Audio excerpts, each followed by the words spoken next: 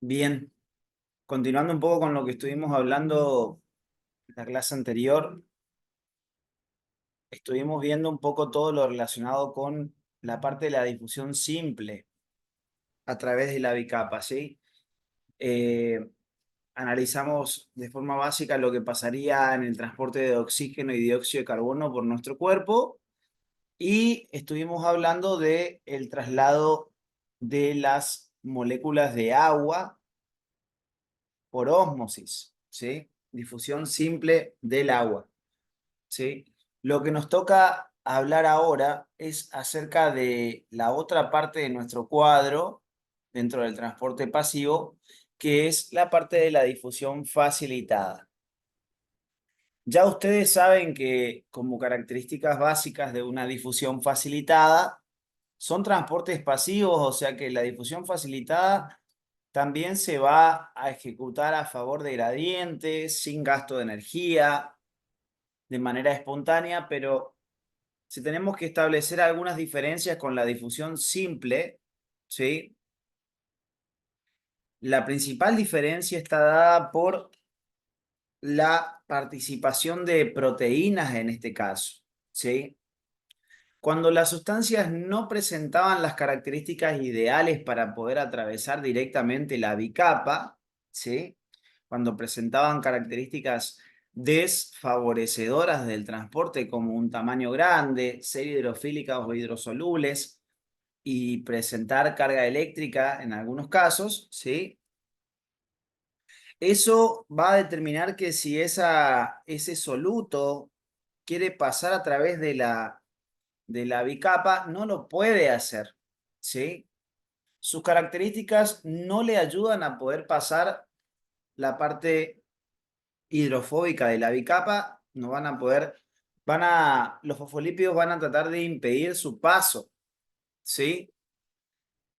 En este caso, por difusión facilitada, se transportan elementos como la glucosa, los aminoácidos, los iones, que son elementos fundamentales no solamente desde el punto de vista funcional y eléctrico de la célula, sino que también van a ser importantes elementos para la fabricación de proteínas, para la producción de energía.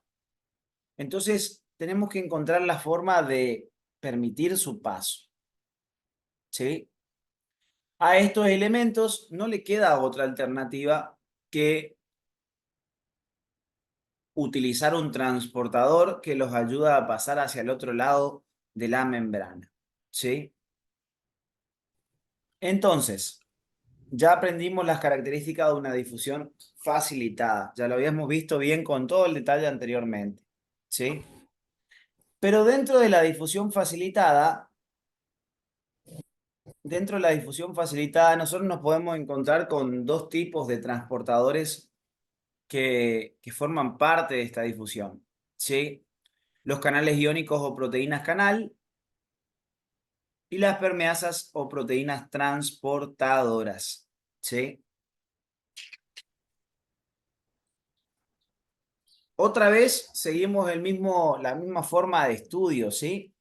Como los canales iónicos o proteínas canal y las permeasas o proteínas transportadoras, como ambas son parte de la difusión facilitada, ¿sí? Esas características van a también poseerlas. Tenemos que encontrar los puntos en los cuales son iguales o en qué cosas se diferencian, ¿sí? Los canales iónicos en particular tienen la particularidad de que van a transportar únicamente iones, o sea, moléculas que tengan carga eléctrica, ¿sí? Eso es algo fundamental. Si se llaman canales iónicos, es porque justamente lo que van a transportar van a ser iones, es decir, moléculas que tengan carga eléctrica, ¿sí? Estos canales iónicos van a presentar una forma de trabajo, van a ser parecidos a puertas que se abren y se cierran, ¿sí? Transitoriamente, por cuestiones de milisegundos se pueden abrir o cerrar, ¿sí? No es que se permanecen abiertos por segundos, minutos u horas. No, eso no va a pasar.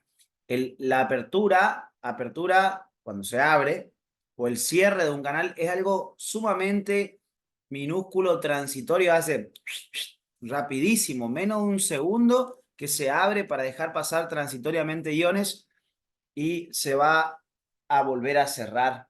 ¿Está? Se va a volver a cerrar ese canal iónico.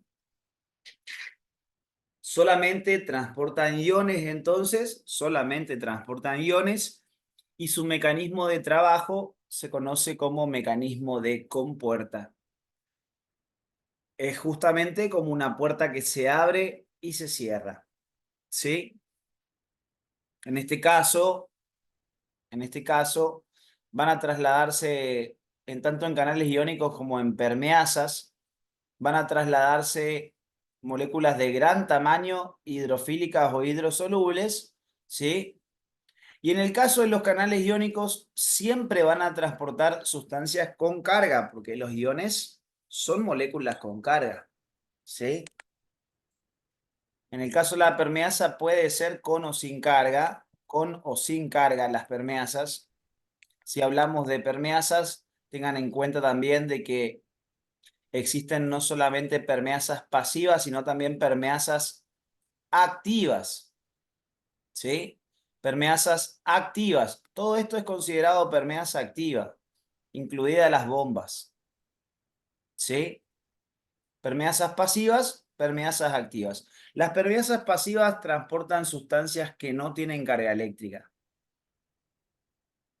pero las permeasas activas pueden transportar sustancias sin carga, como también sustancias con carga eléctrica, ¿sí? Eso en la medida que se va viendo, se va entendiendo mejor, ¿sí? Pero centrándonos en esta parte que es de transporte pasivo, ¿sí? Las permeasas tienen un mecanismo de trabajo diferente al de los canales iónicos, ya que no trabajan por un mecanismo de compuerta, ¿sí? Ojo con eso, porque si es algo muy importante tener en cuenta eso, porque si le dice la facultad que los canales iónicos cuando hacen cambio de conformación, está mal, ¿sí?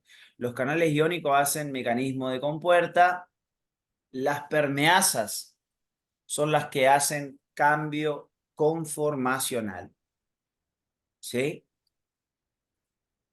Ojo con eso, ¿eh? Ojo con eso. Esa es una de las principales diferencias entre un canal iónico y una permeasa, ¿sí? El mecanismo de trabajo, así que en eso no se pueden confundir, chicos, porque casi siempre hay algo de preguntas acerca de eso, ¿sí? ¿Vamos bien hasta acá? Son todas cosas que ya sabían ustedes hasta el momento, ¿sí? Bien, ¿Qué sí, Cristian? ¿Todo bien? ¿todo bien? ¿Vamos bien todos hasta acá? ¿Todos siguiéndome? Sí, profe. Sí, Cris. Además de esta diferencia, hay otras cosas también que hay que nombrar como similitudes, ¿sí? Un canal y una permeasa comparten 4 similitudes. Esas 4 similitudes son la especificidad, la bidireccionalidad, la saturabilidad y la regulabilidad, ¿sí? Un grupo ya había comentado un poco acerca de esto, el otro grupo creo que algo vio, pero no del todo, ¿sí? Cuando hablamos de estas 4 características,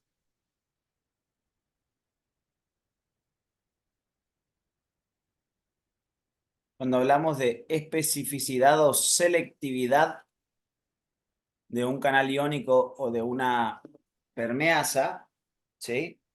Especificidad o selectividad de un canal iónico o permeasa, lo que queremos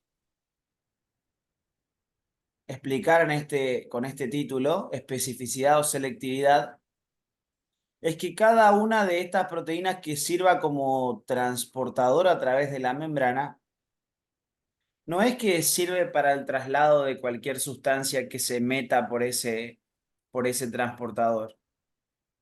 Cada transportador tiene la capacidad de dejar pasar determinado tipo de sustancia y no otras. Como el nombre lo dice, especificidad o selectividad de un canal iónico o una permeasa, cada transportador es específico para un tipo de sustrato o un tipo de soluto en particular al cual va a trasladar, ¿sí?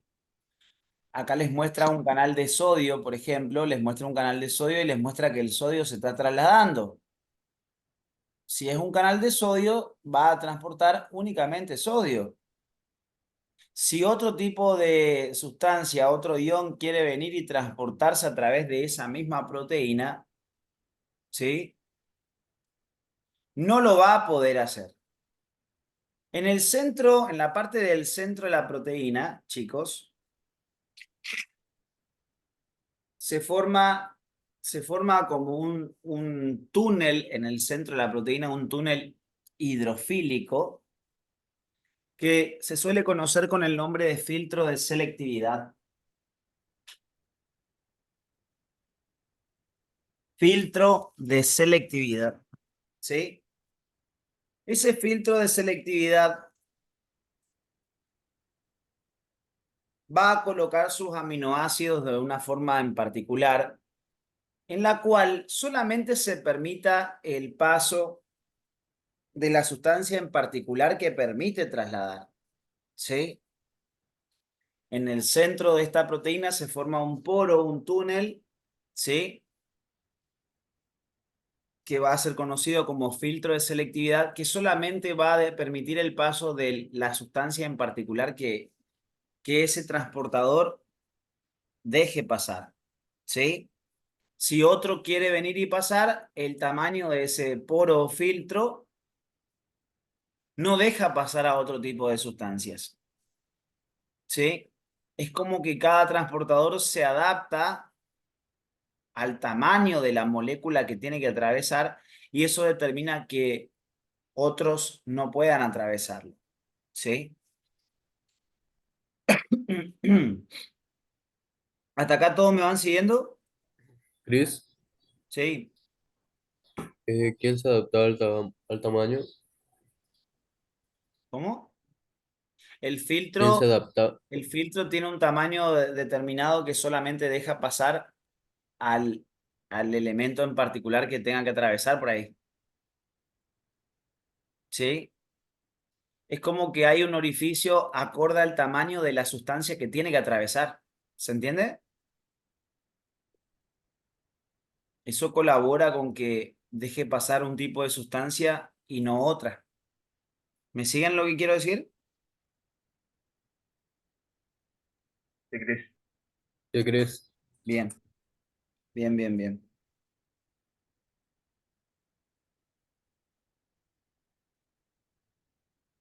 Entonces, cuando se habla de selectividad, hacemos referencia fundamentalmente a eso, ¿sí? Bien. Tengan en cuenta que la difusión facilitada, en general, tanto de canal iónico como de permeasa, existe ante la imposibilidad de este tipo de sustancias de poder atravesar directamente la bicapa de fosfolípidos, ¿sí? Son sustancias fundamentales para la célula, entonces se tiene que buscar algún tipo de alternativa como para que la sustancia pueda pasar al otro lado. Se tiene que buscar algún tipo de alternativa para que la sustancia pueda pasar al otro lado. Entonces, por eso se busca la ayuda de estas proteínas para poder realizar el traslado, ¿sí? Pero podrán ver un montón de transportadores y no es que por cualquier transportador se mete cualquier sustancia, no. Cada puerta es específica para un tipo de sustancia a transportar. No se puede mandar por cualquier proteína una sustancia y va a pasar al otro lado. Eso no va a pasar. ¿Sí? Van a haber transportadores específicos para cada tipo de sustancia. A eso se refiere con la parte de la selectividad. ¿Sí? Bien. Tengan en cuenta también que en la difusión, otra diferencia, ¿no? Que en la difusión simple, ¿cuál era el único gradiente que a nosotros nos interesaba, considerando que las sustancias a transportar no presentaban carga eléctrica? De concentración, de Solamente la concentración. concentración. En cambio, como en la difusión facilitada, transportamos sustancias que la mayoría de las veces van a tener carga eléctrica. Si la sustancia tenía carga eléctrica, no solamente teníamos que analizar su concentración, es decir, dónde predominaba esa sustancia, sino también tendríamos que considerar cómo su carga eléctrica se veía influida por el potencial transmembrana, siendo termodinámicamente favorable cuando la sustancia quería ir hacia el lado de la membrana que tuviera la misma o la carga opuesta. La carga opuesta. Puesta. Carga opuesta. ¿Sí? Bien, bien, bien, bien. Entonces, cuando estamos transportando sustancias que tengan carga eléctrica, nos va a interesar analizar lo que se conoce como gradiente electroquímico. ¿Sí? Bien.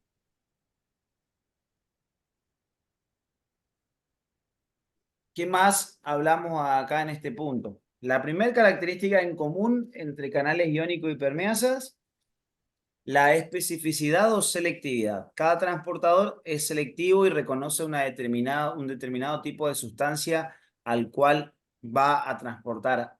A otro no va a poder transportar. ¿Sí? La segunda característica, chicos, préstenle atención a esta característica, pues siempre también hay algo que se pregunta relacionado con esto, ¿sí?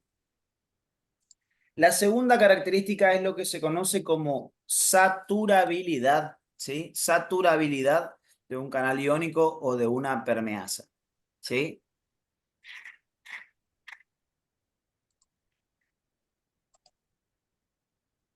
¿A qué hace referencia esta característica? Estos se pusieron a ver en laboratorio, ¿sí? Se pusieron a ver en laboratorio. Ustedes tienen una membrana, vamos a suponer que esta fuera la membrana.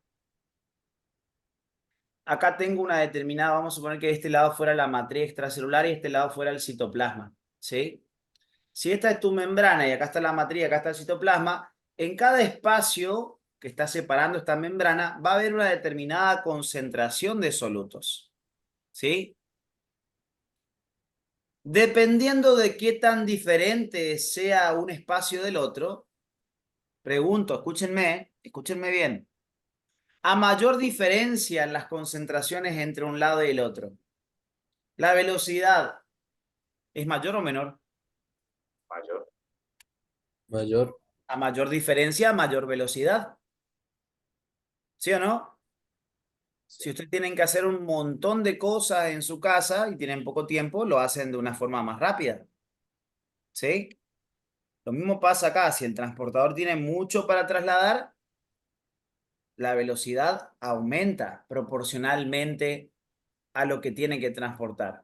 Entonces, a mayor diferencia entre un espacio y el otro, mayor velocidad de transporte. ¿Sí? Bueno, se dieron cuenta a nivel laboratorio que si vos de un lado ya había más que en el otro, ¿sí? De un lado ya había más que en el otro, de cantidades de sustancia. Le agregaron mayores cantidades de un lado. Donde predominaba le hicieron que aumente más todavía la cantidad. Entonces, ¿qué pasó? Al agregarle más cantidad de un lado, estás aumentando o disminuyendo la diferencia entre un espacio y el otro. Aumentando. Aumentando. Cuanto más le aumentas la diferencia entre un espacio y el otro, más aumenta la velocidad. Entonces, en este dibujo ustedes ven que, por ejemplo, si yo tuviera 10 sodios de un lado, 2 sodios del otro, la diferencia no es tan grande entre un espacio y el otro. Entonces, para esta diferencia entre un espacio y el otro, la velocidad es proporcional a qué tanto haya de diferencia. Tal vez la velocidad no sea la máxima velocidad en este caso porque hay una mínima diferencia entre un espacio y otro. Pero si yo a esta diferencia de 10 a 2 la amplío y coloco más del lado donde predominaba, transformo en que este lado da 50 sodios y de este lado 2 sodios, como ahora la diferencia se amplió, ¿qué esperarían que pase? Que aumente la velocidad. ¿Eh? Que aumente la velocidad. Que aumente la velocidad. Tiene que aumentar la velocidad. Mayor velocidad, dice acá, y de hecho hay más flechas acá, para indicar que la velocidad a la que se traslada el sodio se amplió. Se vio que esto se puede ir aumentando de acuerdo a si la diferencia se va aumentando también. Pero llega un punto, chicos, vos le podéis ir aumentando la velocidad a un transportador, ¿sí? Si le aumentás las cantidades de diferencia entre un lado y el otro, el transportador puede como trabajar un poco más rápido. Pero si vos le seguís aumentando la diferencia entre un espacio y el otro, va a llegar un punto en que por más que vos le sigas aumentando las concentraciones de un lado, se llega a ver que hay un punto en el cual el transportador ya no puede seguir aumentando su velocidad. ¿Sí? Se alcanzó una velocidad máxima de transporte. Cuando se alcanza esa velocidad máxima de transporte, la velocidad que venía, vamos a imaginarnos una curva de velocidad. Imagínense un gráfico de X e Y. Vos vas viendo que la velocidad puede ir aumentando de acuerdo a los gradientes. Aumenta, aumenta, aumenta, aumenta la velocidad. Y llega un punto en que la velocidad permanece constante. Permanece constante. Ya no sigue subiendo. Cuando se alcanzó esa velocidad constante, que es la velocidad más alta, la máxima velocidad, en ese punto se dice que el transportador se saturó.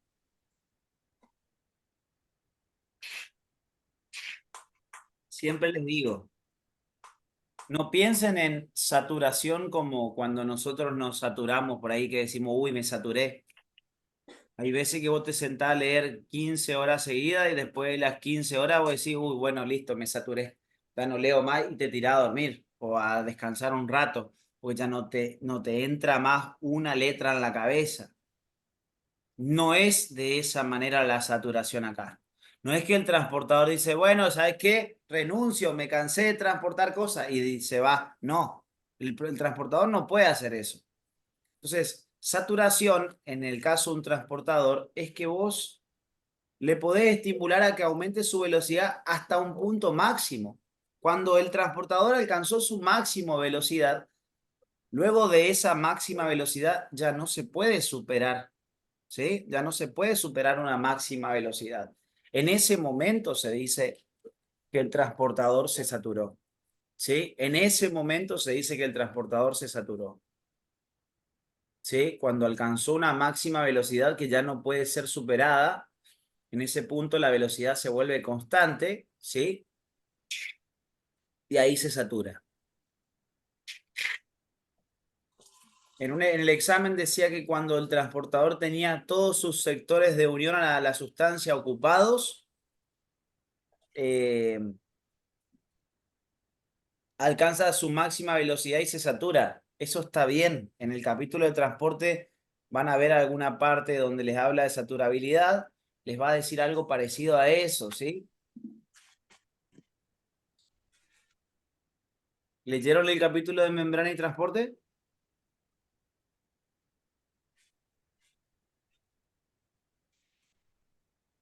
¿Eh?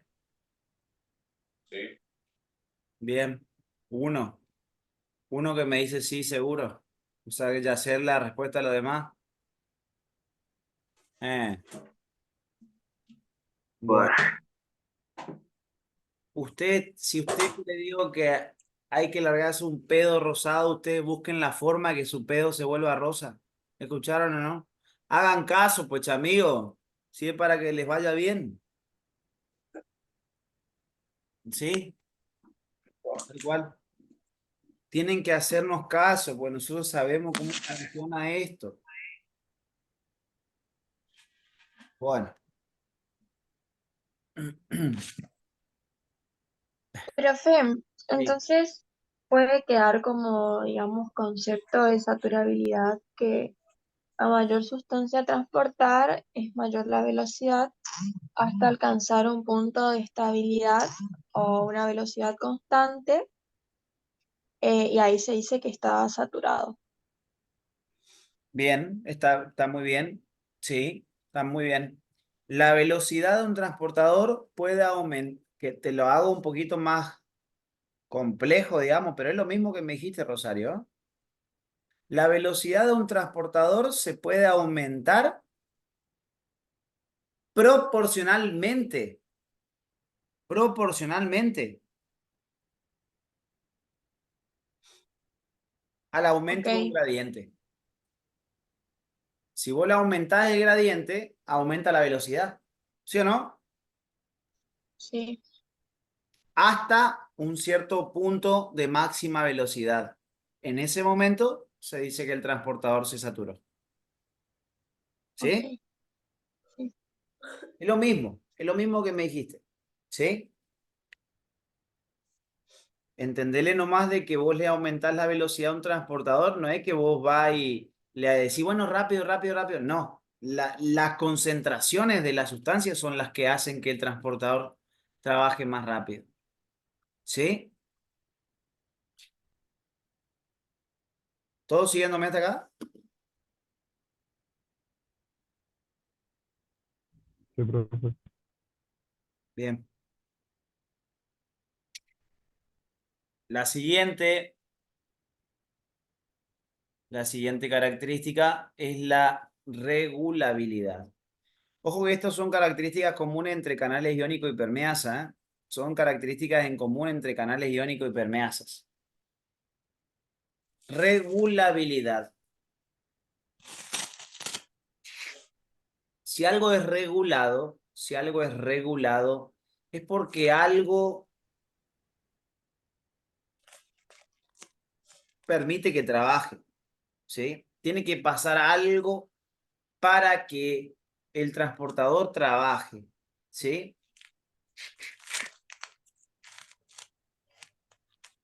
Tiene que haber, en este caso, lo que va a hacer que un transportador trabaje va a ser la presencia de un determinado estímulo. No es que el transportador está trabajando en todo momento, ¿eh? Los transportadores pueden alternar entre abiertos y cerrados por lo general, ¿sí? Entre abiertos y cerrados. En el momento que esté cerrado un transportador no va a transportar nada, pero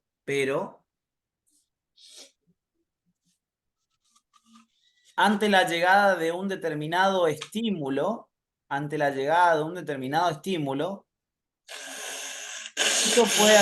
eso puede hacer que un transportador... Apagué el micrófono porque se escuchaba. La llegada de un determinado estímulo puede hacer que un transportador trabaje, ¿sí? La cara de Mauri con el sonido. No entendía nada, Mauri. Ay, ay. La llegada de un estímulo puede hacer que un transportador empiece a realizar su trabajo, ¿sí? El tema, ¿sí? El tema, acá es donde se frena un poquito la cosa, porque lo que tenemos que tratar de conocer es cuál puede ser el estímulo para un canal o cuál puede ser el estímulo para una permeasa, ¿sí? Bien. Regulabilidad, entonces, básicamente hace referencia a que un transportador va a realizar su trabajo cuando venga un estímulo que determine que él empiece a trabajar, que regule su forma de trabajo. ¿Sí? Siempre y cuando el estímulo perdure, siempre y cuando el estímulo perdure, el transportador sigue trabajando, pero en algún momento ese estímulo tiene que ceder, tiene que desaparecer. Y cuando ese estímulo desaparezca, el transportador se va a volver a cerrar, va a dejar de trabajar nuevamente. ¿Sí? O sea que hay momentos en que los transportadores están realizando su trabajo y otros momentos en los que no están trabajando, como cualquier trabajador. ¿Sí? No es que trabajan en todo momento, ¿sí? No es que trabajan en todo momento, sino que cuando un determinado estímulo hace que empiecen a trabajar, en ese momento trabajan hasta que el estímulo cesa, ¿sí? Tenemos que saber entonces cuáles son los posibles estímulos que pueden hacer que un canal iónico o que una permeasa trabajen. Y para esto, para conocer quién es el estímulo o qué es el estímulo que hace que el transportador trabaje, tenemos que primero meternos de nuevo en nuestro cuadro de clasificación de los transportes, donde vemos que hay canales iónicos o proteínas canal reguladas por ligando, reguladas por voltaje y reguladas mecánicamente. Las que más nos van a interesar saber de todo esto son los primeros dos, los canales regulados por ligando y canales regulados por voltaje. ¿Sí? Vamos a hablar entonces de la regulabilidad de un canal, ¿sí? O regulación de un canal, ¿sí? ¿Cómo funcionan cada uno de estos? Eso es lo que tenemos que tratar de entender, ¿sí? Perdón, Cris, te pregunto, ¿esos canales reguladores son los estímulos, digamos, ¿Viste o que te no? dice canales regulados por tal cosa, regulados por tal cosa, regulados por tal cosa? Sí. Cuando te dice regulado por, si el canal está regulado, a ver, ¿cómo te lo digo? Te habla del estímulo que necesitan. En un Ujú. regulado por ligando, vos necesitas una molécula que se llama ligando.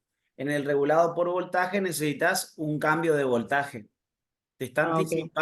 Te está anticipando de qué manera se van a regular. ¿Sí? Igual eso les explico ahora. Bueno, ¿Sí? ¿Pero se entiende lo que quiero decir?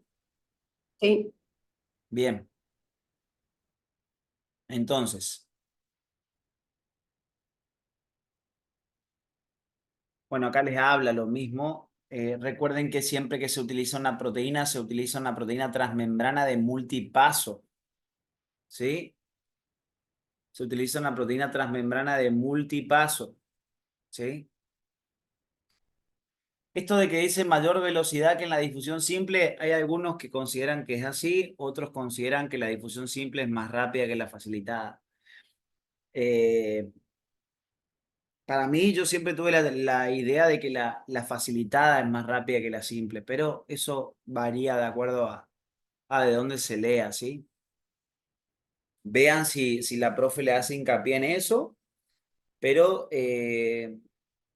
seguramente si se les explica le van a decir de esta manera, ¿sí? Que la facilitada es más rápida que la simple. Por las dudas, nomás tenganlo presente. Eh, bueno, y acá les habla, utilizan proteínas transmembranas de multipaso, las cuales poseen características en común en relación al transporte que median.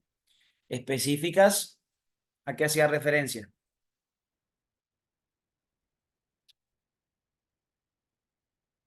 A que cada transportador va a transportar una sustancia específica, digamos, y ese transportador se adapta a las características de la sustancia a transportar por un filtro de selectividad que está en el centro de la proteína. Bien. Eso lo va a transportar a esa sustancia. Bien. Saturables es que su velocidad se puede aumentar hasta un cierto punto donde se dice que se satura y alcanza su máxima velocidad, que ya no se puede superar. Y ahora estamos hablando de la regulabilidad, ¿sí? Estamos hablando de la regulabilidad.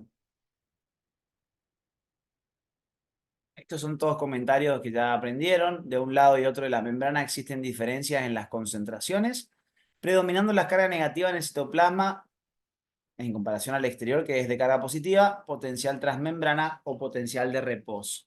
¿Sí? Potencial transmembrana o potencial de reposo.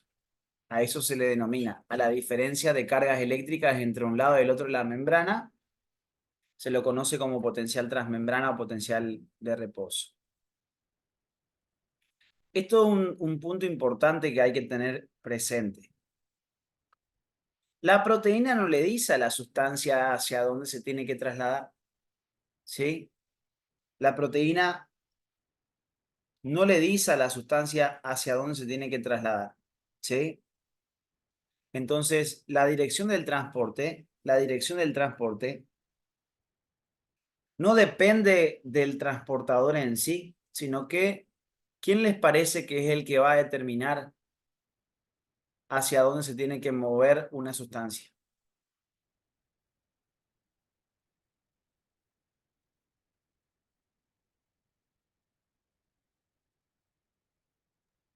La concentración puede ser.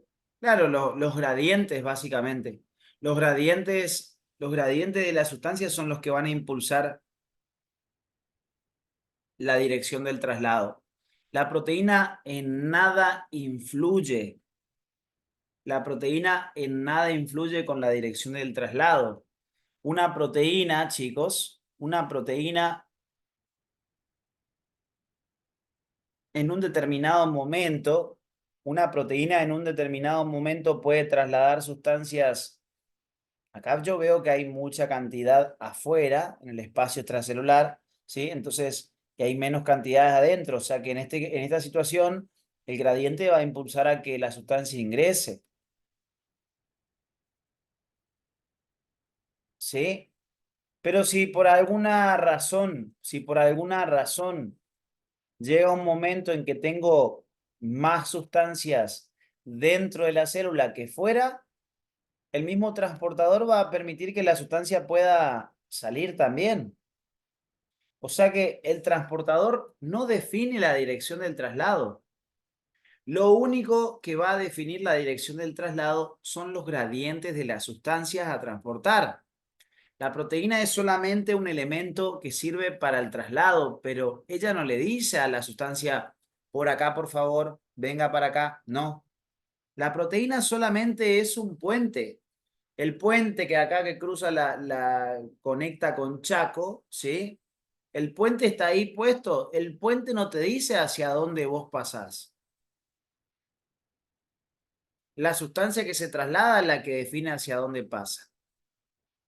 ¿Sí? Solamente sirven como una especie de vínculo entre dos espacios las proteínas, pero la proteína no determina el sentido del traslado. ¿Sí? Y eso justamente le da la siguiente característica que es la bidireccionalidad. Ya de paso aprovechamos y nombramos eso. El transportador no define la dirección del transporte. En algún momento puede meter sustancia, en otro momento puede sacar la misma sustancia. Todo va a depender de la concentración de esa sustancia en particular a ambos lados de la membrana. ¿Sí? De la concentración del gradiente, vamos a decirlo. Del gradiente de la sustancia. La dirección del traslado está dado por el gradiente, no por la proteína. Por eso se dice que los transportadores son bidireccionales. ¿Sí? Bien.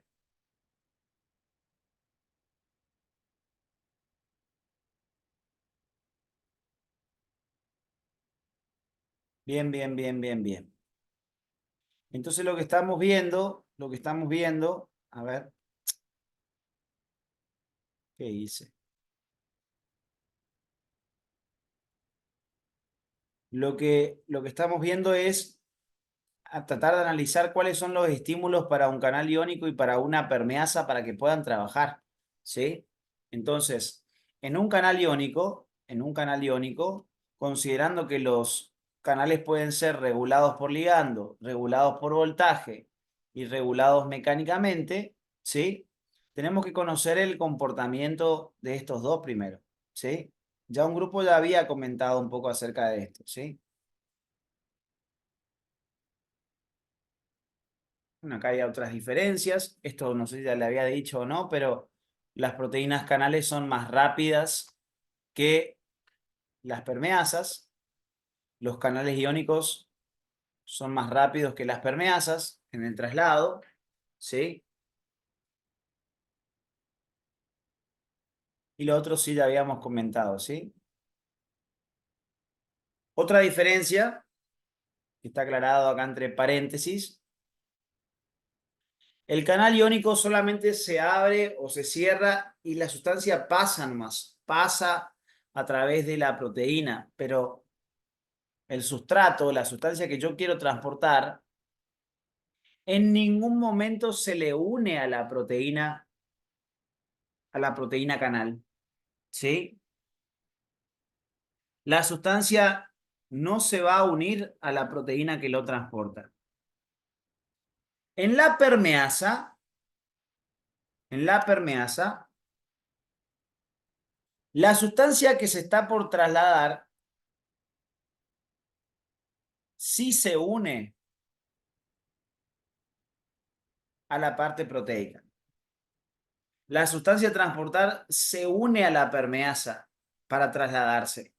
En el canal iónico no.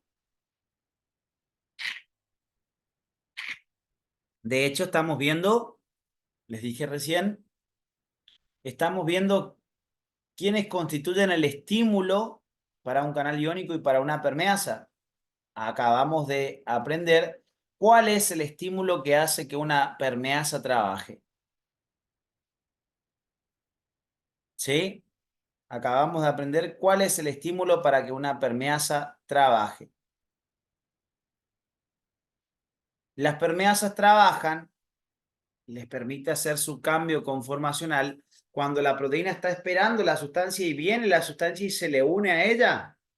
Cuando la sustancia a transportar se une a la proteína, ese es el estímulo para que haga el cambio conformacional. ¿Sí? En la permeasa, entonces, en la permeasa, ¿cuál es el estímulo que necesito para que una permeasa pueda trabajar? La unión de la sustancia a transportar. Cuando la permeasa reciba a la sustancia a transportar, eso va a constituir su estímulo para que pueda hacer el cambio conformacional y trasladar a la sustancia hacia el otro lado de la membrana. ¿Sí? El estímulo de una permeasa es la unión de la sustancia a transportar, o también puede ser su liberación, ¿sí? La unión de la sustancia a transportar o su liberación. Ese es el estímulo para una permeasa, ¿sí? Ese es el estímulo para una permeasa. ¿Vamos hasta acá?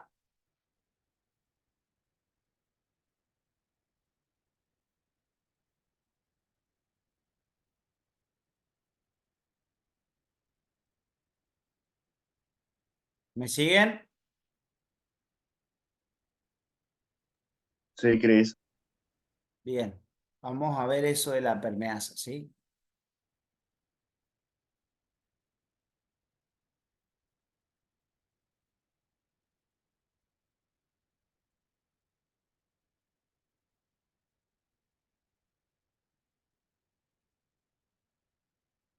Permeasas, le dice, ¿sí? Dentro del cuadro de transporte hay unas permeasas que se llaman permeasas uniport, que son las del transporte pasivo, donde encontramos las proteínas llamadas GLUT, ¿sí? Las proteínas de la familia GLUT son transportadores principalmente de glucosa, ¿sí? Permeasas o proteínas transportadoras, proteínas de la familia GLUT. ¿Sí? Se llama Uniport. Se llama Uniport porque transportan un solo tipo de sustancia. ¿Sí? Uniport porque transportan solamente un tipo de sustancia.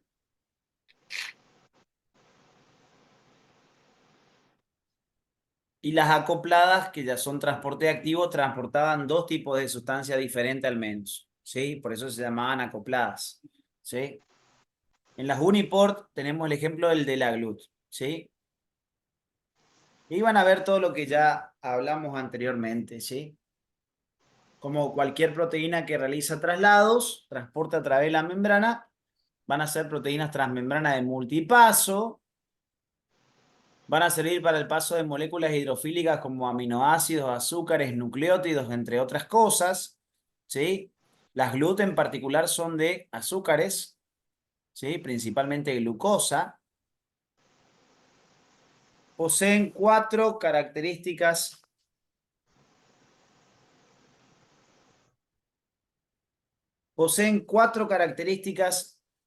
similares a los canales iónicos, ¿sí? Que es la especificidad, bidireccionalidad, saturabilidad y regulabilidad. Justamente acá hace referencia a la regulabilidad de una permeasa. ¿Sí? Decíamos que un transportador de difusión facilitada,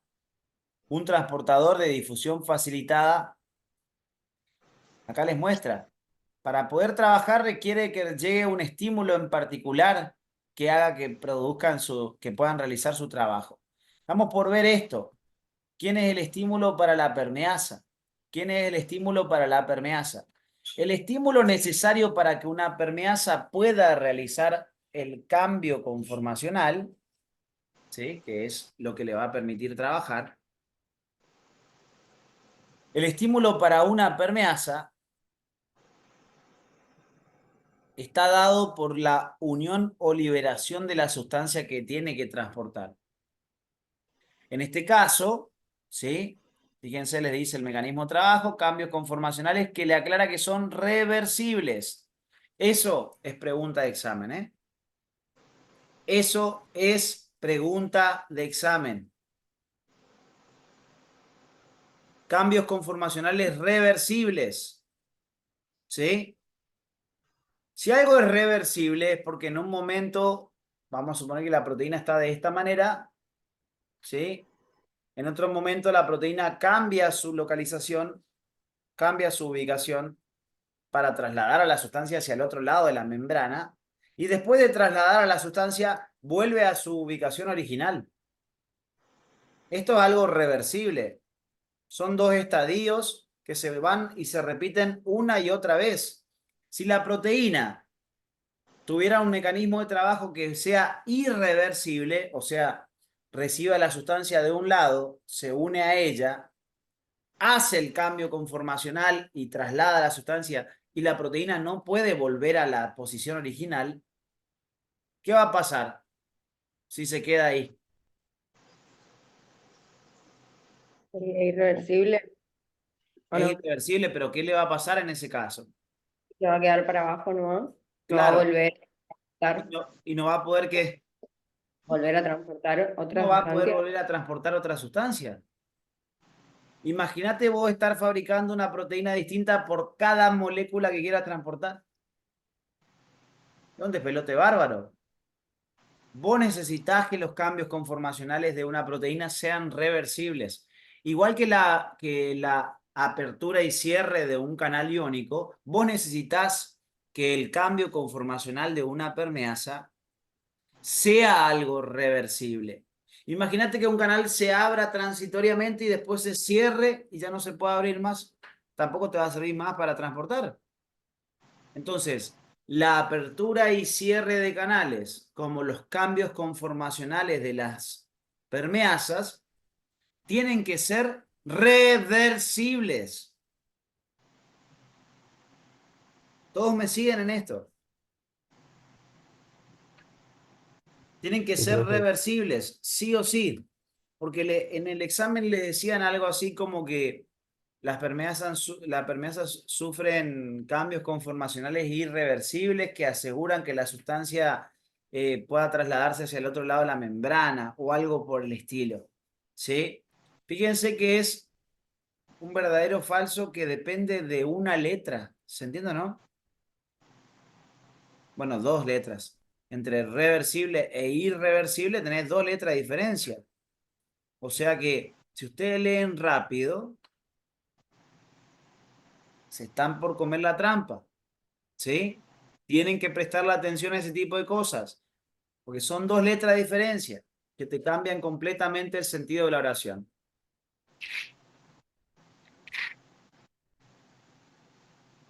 La apertura y cierre de un canal, como los cambios conformacionales de una proteína, son fenómenos reversibles. Bien. Y acá les muestra, miren bien, ¿eh? Les muestra una permeasa. Les muestra una permeasa que está por recibir su sustancia a transportar. ¿Sí? Una permeasa recibiendo su sustancia a transportar. La sustancia a transportar, ¿qué hace? Viene y se une en un sector de la proteína, ¿ven? Se une en un sector de la proteína. Cuando esa sustancia se une a un determinado sector de la proteína, eso constituye un estímulo. Constituye un estímulo. La unión de la sustancia constituye un estímulo.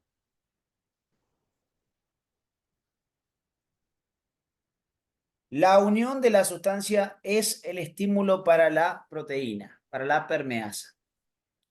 Una vez que la sustancia a transportar se unió a la proteína, eso permite que la proteína haga su cambio conformacional.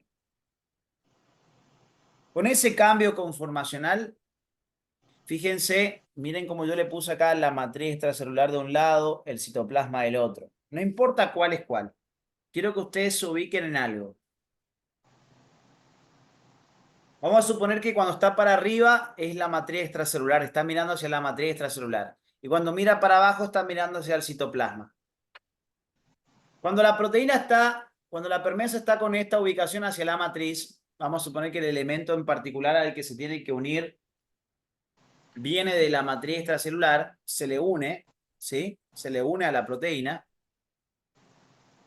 Eso constituye el estímulo. Cuando la sustancia se le unió a la proteína, eso constituye el estímulo para que la permeasa haga su cambio conformacional.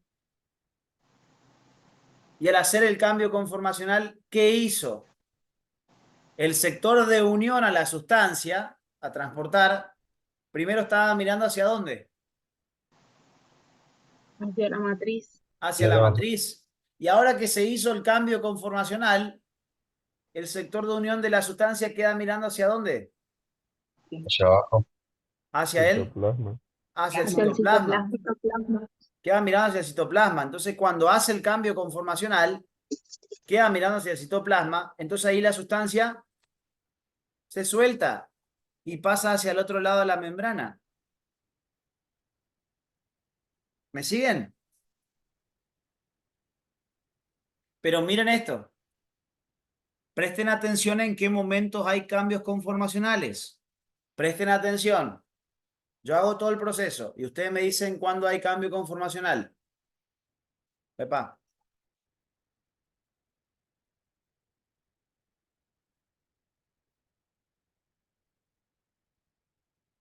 ¿En qué momento hay cambio conformacional?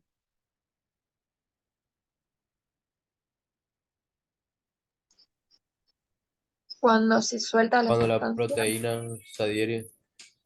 ¿Cómo? Cuando gira y vuelve a su lugar. No, claro, Cuando pero va al plasma.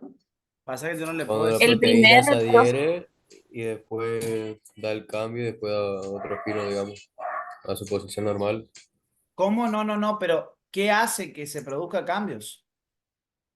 Cuando la Cuando proteína Adhesión de la adhiere a la Cuando la proteína. sustancia se une a la proteína, cuando la sustancia a transportar se une a la proteína, primer cambio conformacional. ¿Y el segundo cambio conformacional? cuando se suelta. Cuando se suelta. Cuando se suelta la sustancia. Cuando se suelta la sustancia. La unión, miren lo que dice acá, miren lo que dice acá, miren lo que dice acá. La unión o liberación de la sustancia a transportar es el estímulo, chicos. El rayito, el estímulo que hace que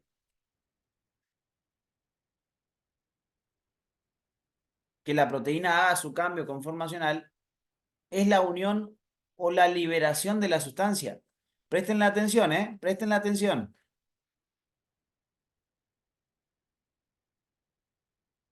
Exactamente, cuando la sustancia se une o cuando se libera.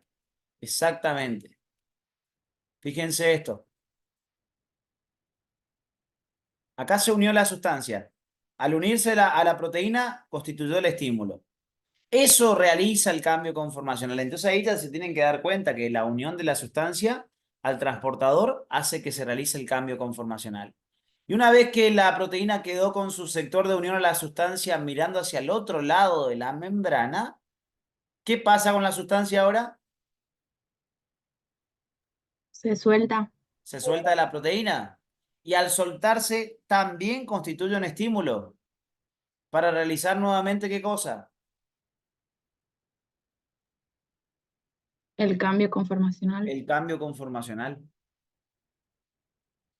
Se suele hablar de que hay dos estadios en el cambio conformacional. Algunas veces se le llaman E1 y E2, ¿sí? Indistintamente para cada permeasa, pero cuando mira para un sector de la membrana, E1, cuando mira hacia el otro sector de la membrana, E2, ¿sí? Y se repiten una y otra vez, estadio 1, estadio 2, estadio 1, estadio 2, estadio 1, estadio 2. Son fenómenos reversibles. La proteína está siempre alternando un rato mirando hacia afuera, luego mira hacia adentro de la membrana. Vuelve a mirar hacia afuera y luego vuelve a mirar hacia adentro. Hace esto, ¿sí? Para trasladar la sustancia que está trasladando. Pero importante que ustedes se metan en la cabeza que lo que determina que haya cambio conformacional es la unión o la liberación de la sustancia que está transportando esa permeasa. ¿Vamos hasta acá?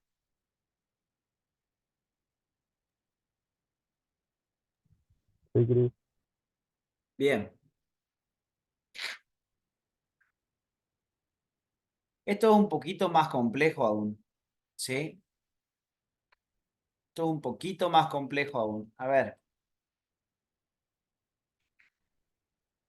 Esa es la parte teórica de la permeasa y cómo funciona el cambio conformacional y para que ustedes vean que la unión o la liberación de la sustancia es lo que hace que se permita ese cambio, ¿sí? Bien.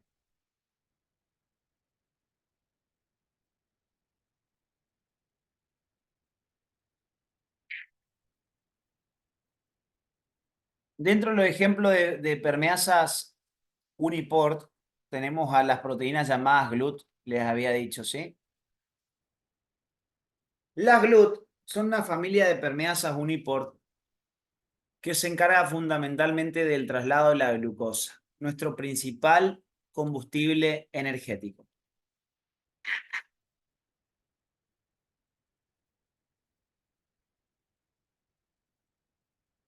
Hay varios miembros de la familia GLUT, GLUT 1, GLUT 2, GLUT 3, se van enumerando los miembros de la familia.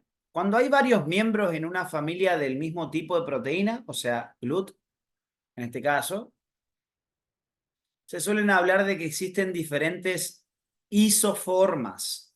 Isoformas, ¿sí? Si les dicen existen diferentes isoformas de la proteína fulana, es porque son todas parecidas estructuralmente, pero alguna diferencia tienen, ¿sí? Son del mismo tipo de proteínas, pero no son completamente idénticas. Siempre que se llamen GLUT1 y a otra GLUT2 y a otra GLUT3 y así, es porque alguna diferencia van a tener. Si no, no le van a poner todo el mismo nombre. ¿Sí? Los Profe, ¿cómo se transportadores llamaba? GLUT. Perdón, se cortó. ¿Cómo? ¿Cómo era que se llamaba esa diferencia? Se cortó. ¿Cómo se llamaba qué? La diferencia, ¿cómo La se le dice? diferencia. ¿Cómo se le dice Ajá, cuando son diferentes, cuando son a los distintos miembros? ajá, Isoformas. ok. No es a las diferencias, ¿eh? A los distintos tipos de proteínas de una misma familia se le llaman isoformas. ¿Sí? A los diferentes miembros de un mismo, a los diferentes miembros de una misma familia de proteínas. Se les llaman isoformas. ¿Vamos hasta acá?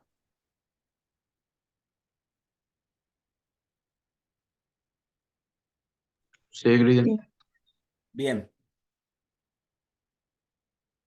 La GLUT4, por ejemplo, tiene una forma de regulación especial que no solamente depende de la unión de la glucosa, porque las otras GLUT, cuando la glucosa se le une, ya hacen el cambio conformacional para trasladar a la glucosa hacia el otro lado. La glucosa en condición normal predominaba del lado afuera y en menor concentración del lado de adentro. Entonces la glucosa, por su concentración, va a querer ingresar. ¿Sí? La mayoría de los miembros de la familia GLUT se trasladan solamente por regulación, por la unión de la sustancia. Cuando la glucosa se le une a la permeasa, se hace el cambio conformacional, queda mirando la glucosa hacia el interior y ahí se suelta hacia el interior. ¿Sí? A ver, esto es lo que yo decía el otro día. ¿Vieron que le decía que la membrana plasmática determinaba quién pasaba y quién no? Y también determinaba quién salía y quién no. Si yo a la glucosa la introduzco al citoplasma, la introduzco al citoplasma, la introduzco al citoplasma, puede ser que en algún momento, como la membrana es permeable a la glucosa, como la membrana es permeable a la glucosa, si yo traslado glucosa, traslado glucosa, traslado glucosa, puede haber un momento en que la glucosa se quiera escapar de la célula.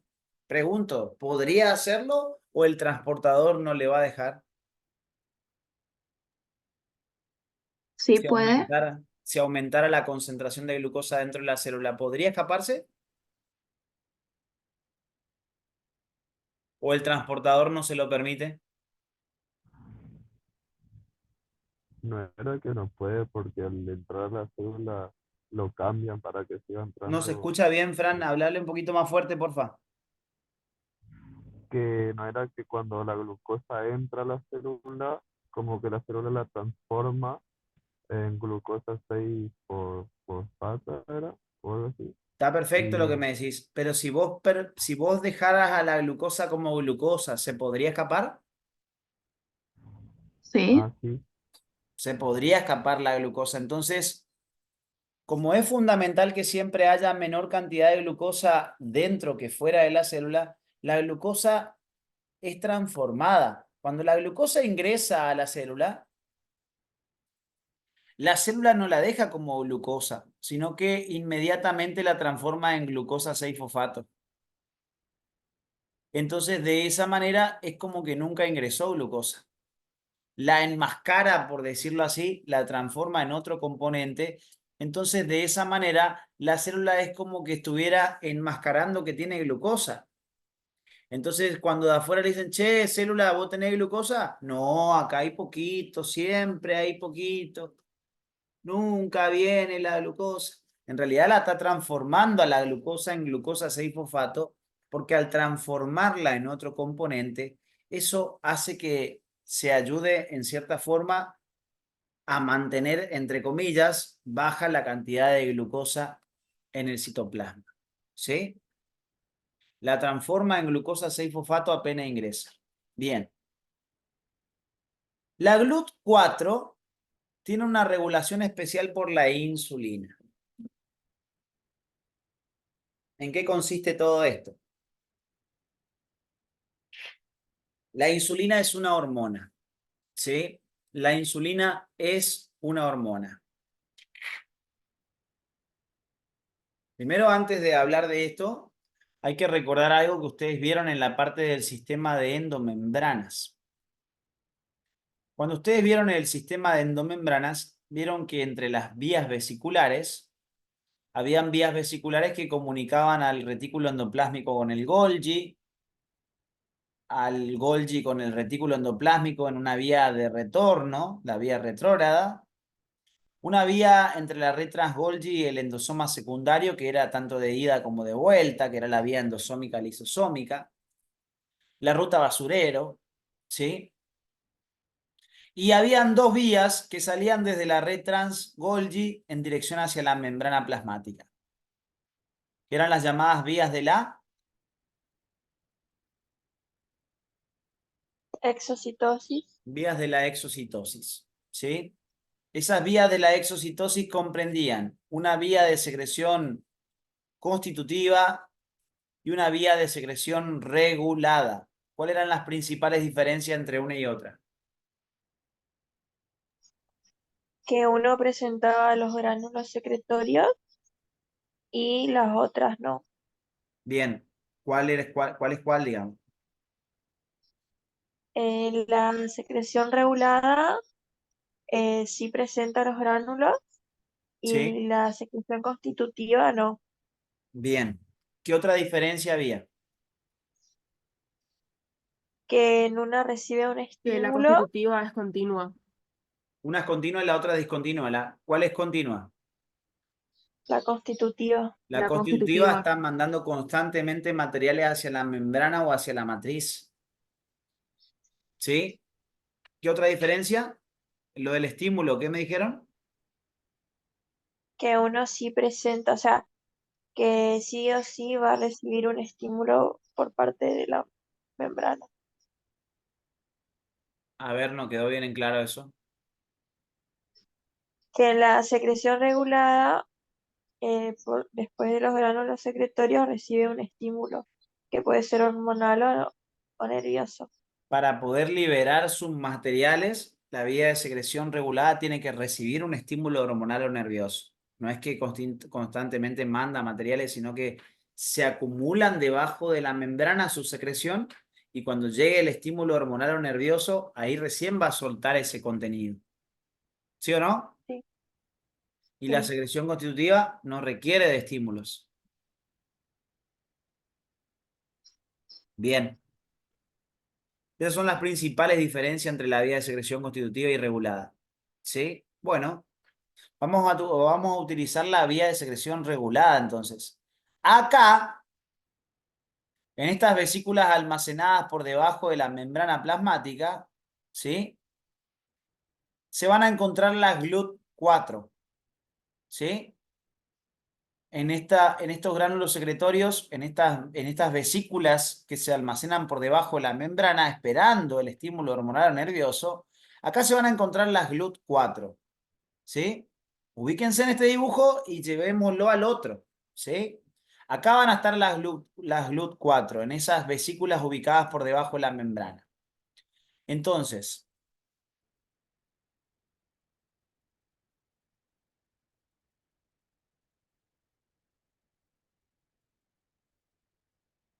ubíquense, ¿eh? Cuando nosotros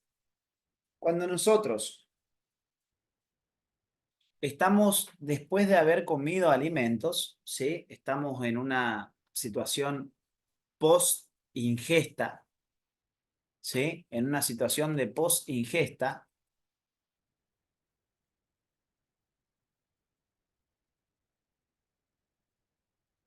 los nutrientes van recorriendo todo nuestro aparato digestivo, van bajando con la comida.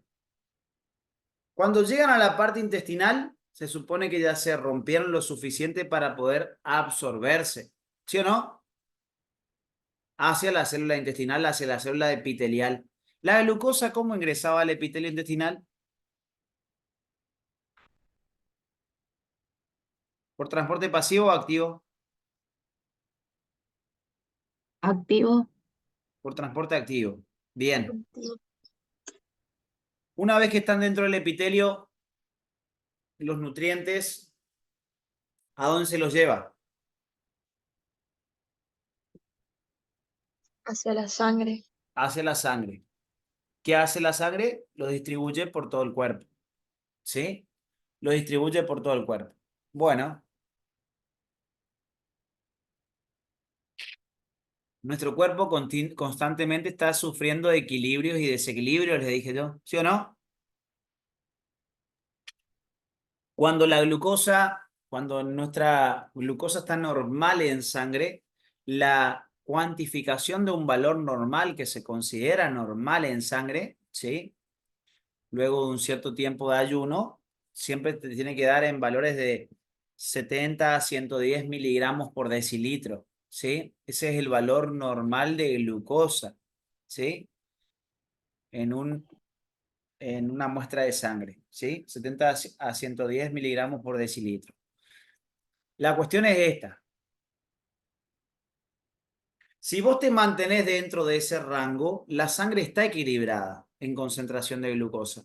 Pero si estás por debajo de ese valor o por encima de ese valor, le estás sacando de un equilibrio. Después de una ingesta, después de comida, después de haber comido, ¿les parece que podemos estar por encima o por debajo de ese valor? Por Por encima, encima. Por Por encima, encima. claramente por encima. Entonces, cuando la glucosa se eleva en la sangre después de una comida, cuando tenemos una alta concentración de glucosa en la sangre, eso dispara una señal, chicos. Eso dispara una señal. Cuando la glucosa se eleva en sangre, eso genera que el páncreas libere insulina.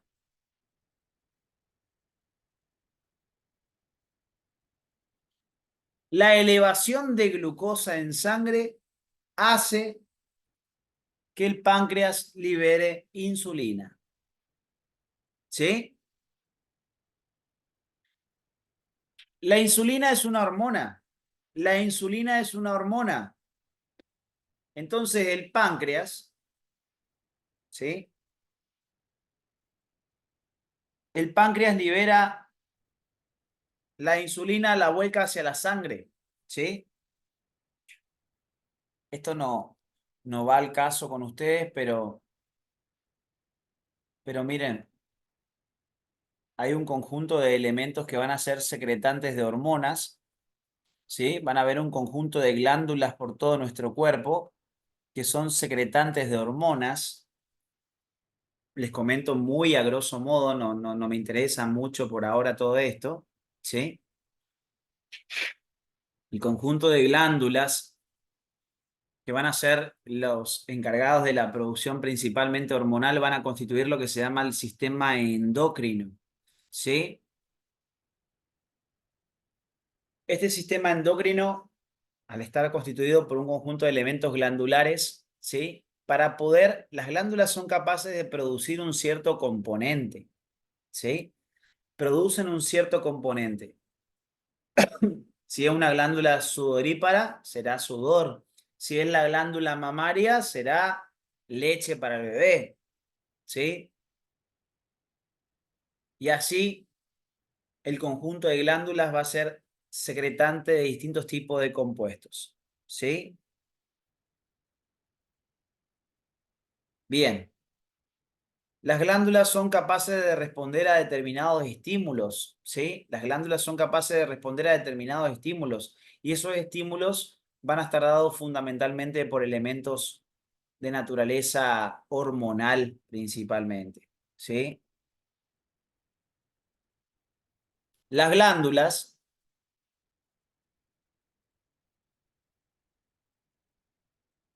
pueden llegar a secretar algún tipo de sustancia en una zona cercana a ellas mismas, ¿sí? o pueden llegar a liberar una sustancia que vaya y actúe a gran distancia de ellas. ¿Sí? Las hormonas, por ejemplo, cuando son liberadas por las glándulas, en general actúan a una gran distancia de la glándula que las originó. ¿Sí? De hecho,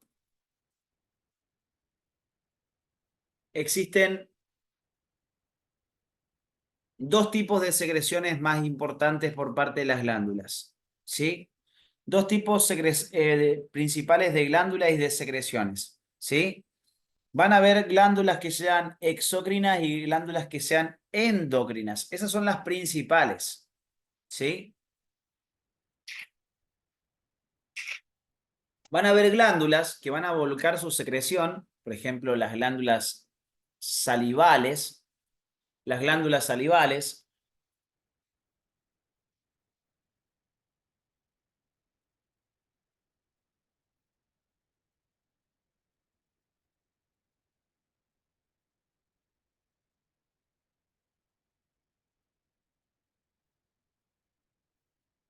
a ver si encuentro por acá. Ahí está. Las glándulas salivales, hay un tipo de glándula salival, hay distintos tipos, perdón, de glándulas salivales. Dentro de las glándulas salivales, fíjense lo que va a pasar. A ver si me abre el power. Nunca me abrió.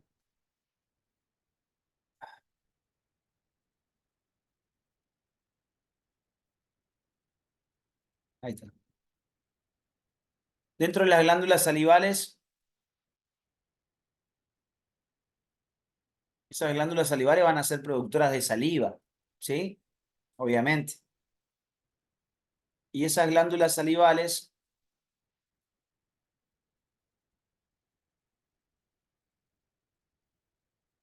tienen que ir a buscar la imagen.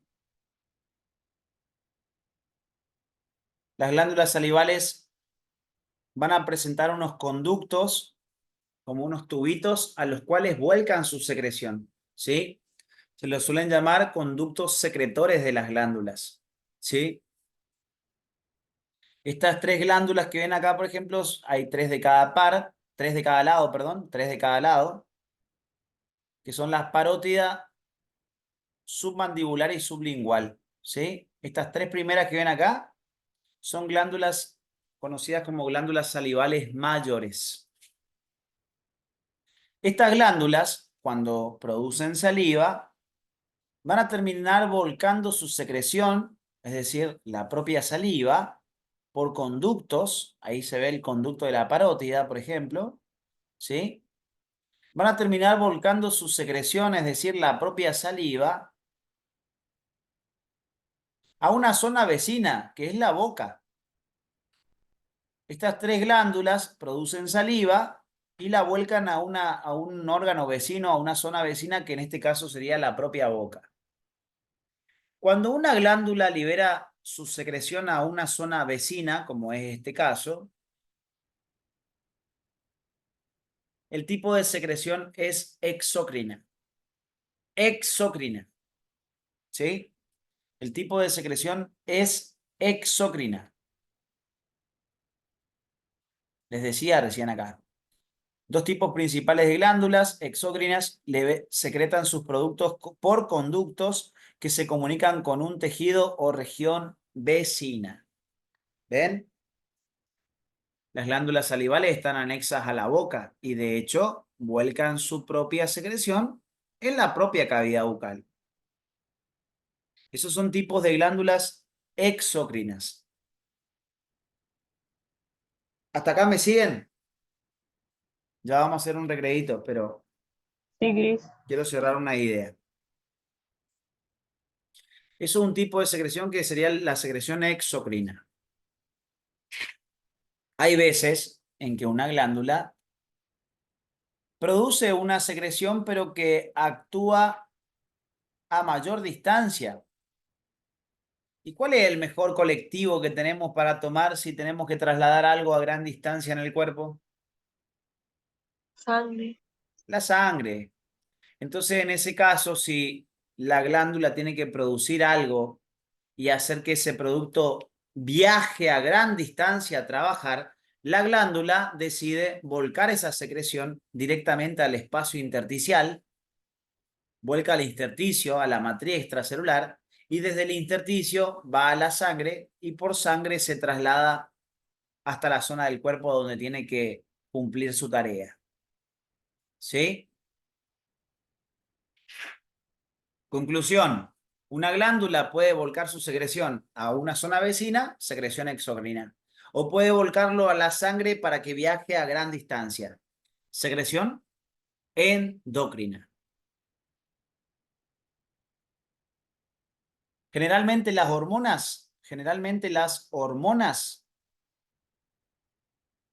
trabajan a una gran distancia. Desde la glándula que las produce, trabajan a una gran distancia las hormonas. Fíjense lo que les dice acá. Las glándulas constituidas por células especializadas en la transmisión de señales de corta y gran distancia. Estas últimas generalmente mediante hormonas. Las hormonas transmiten información, pero en una zona muy alejada de la glándula que las secretó. ¿Sí? Por eso, si una hormona tiene que trabajar a gran distancia para poder llegar hasta ese lugar, tiene que utilizar el torrente sanguíneo para llegar a ese lugar.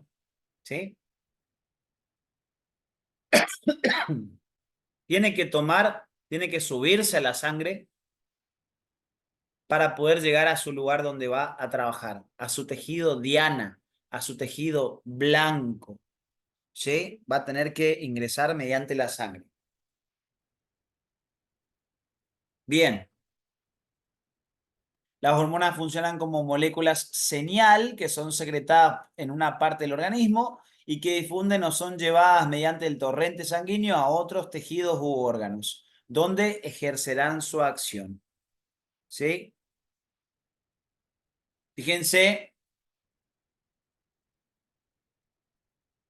en el caso del páncreas, acá les muestra un conjunto de glándulas que forman parte del sistema endocrino, ¿sí? Hipotálamo, glándula pineal, glándula hipófisis, tiroides, paratiroides, suprarrenales, páncreas, testículos, ovarios. Todo esto son de secreción endocrina. El sistema endocrino está formado por todas las glándulas secretantes de hormonas. ¿Sí? Porque endocrino era la sangre y a la sangre se volcaban generalmente las hormonas. ¿Y por qué me metí acá? Porque resulta ser que el páncreas corresponde a este sistema endocrino. Pero mucha atención con lo que voy a decir acá. Si el páncreas corresponde al sistema endocrino, se supone que tiene que ser capaz de producir ciertas hormonas y que esas hormonas van a ir a trabajar a gran distancia. Eso es cierto. Pero el páncreas en realidad no es solamente de función endocrina. El páncreas es una glándula de función mixta o dual. El páncreas es una glándula de secreción mixta o dual. ¿Qué quiero decir con esto? Que también va a tener una secreción exocrina. El páncreas tiene tanto una función exocrina como endocrina.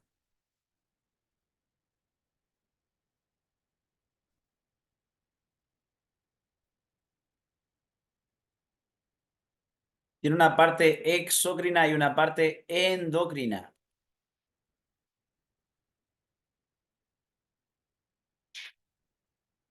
Acá se ve el páncreas. El páncreas es una glándula anexa al tubo digestivo. Ahí están las glándulas salivales, parótida, submandibular y sublingual. ¿Sí? Son las tres salivales mayores. También se le suma el hígado con la vesícula biliar. El hígado y la vesícula biliar también son consideradas glándulas anexas al tubo digestivo. Y ahí aparece también el páncreas, que es esto que ven acá. es una glándula, es un tejido glandular, ¿sí? Muy dañado por el alcohol, muy dañado por el alcohol. Gente alcohólica ante determinadas bebidas medias pesadas, eh, la cerveza también destruye, más que el hígado, destruye el páncreas también. Y en alcohólicos crónicos se va deteriorando la función glandular del páncreas, ¿sí? Y muchas veces terminan en cáncer de páncreas por alcoholismo, ¿sí? Y el cáncer de páncreas desde que se descubre hasta que, primero que es un cáncer recontra pesado y no suele tardar mucho en deteriorar el bienestar de la persona y la muerte de la persona, ¿sí? No suelen durar más de 6 meses las personas cuando se les descubren el cáncer de páncreas, ¿sí? ¿Qué va a pasar con este tejido? Está hecho mierda mi sistema digestivo. Somos varios, somos varios. No, esa cosa. El páncreas es una glándula que parte de su secreción es exócrina y parte es endocrina. Son distintos tipos de secreciones, ¿eh? Distintos tipos de secreciones, pero fíjense, esto que ven acá, que se llama duodeno, es parte del intestino delgado, es parte del intestino delgado. Una parte de la secreción del páncreas se vuelca al intestino delgado. Pregunto, ¿el intestino delgado sería una zona vecina o no? Sí, Sí, o sea, ¿qué tipo de secreción es la que le vuelca al intestino delgado? exócrina. Exócrina. Pero parte de lo que secreta el páncreas se va a volcar a la sangre también. ¿Y esa secreción qué va a hacer si se vuelca a sangre? Endocrina. Endocrina. Bien. Tiene doble secreción el páncreas. Una parte secreta a una zona vecina al intestino, que es la secreción exócrina del páncreas, pero parte de lo que ella produce, esta glándula, se vuelca a la sangre, que son hormonas, que van a constituir la parte endocrina del páncreas, la secreción endocrina del páncreas. Bueno, entre las principales células pancreáticas hay dos que se llaman células alfa, beta y hasta incluso hay una célula gamma del páncreas, ¿sí? Acá yo solamente les comenté de dos, pues no va al tema ahora, ¿sí? Pero las células alfa producen una hormona que se llama glucagón, ¿sí? Yo le puse acá como Gavi de mnemotecnia, ¿sí? Para indicar, esta A es la alfa, ¿sí? Gavi, alfa produce glucagón y la beta es la que va a producir insulina. Las células beta del páncreas son las productoras de insulina. Cuando la concentración de glucosa aumenta en la sangre, a ver, aclaro algo. Las células beta del páncreas ya generaron insulina y lo tienen acumulada dentro de ella, ¿sí? En la vía de secreción regulada, lo tienen acumulado.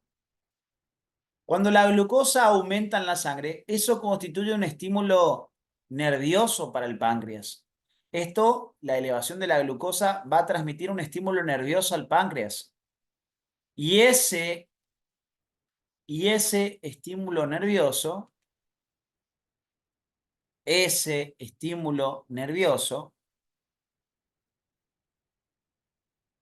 hace que las células beta del páncreas liberen insulina hacia la sangre. Acá en los gránulos secretorios, en las células beta pancreáticas, se está almacenando insulina, ¿sí? Yo no puedo estar mandando insulina en todo momento. Tengo que esperar a que la glucosa se eleve en la sangre para que el páncreas libere insulina. Lo que hace que el páncreas libere insulina es la elevación de la glucosa en la sangre. Entonces, por eso no podemos mandarla a la insulina por vía de secreción constitutiva. Tenemos que almacenarla y liberarla solamente cuando sea necesaria liberar.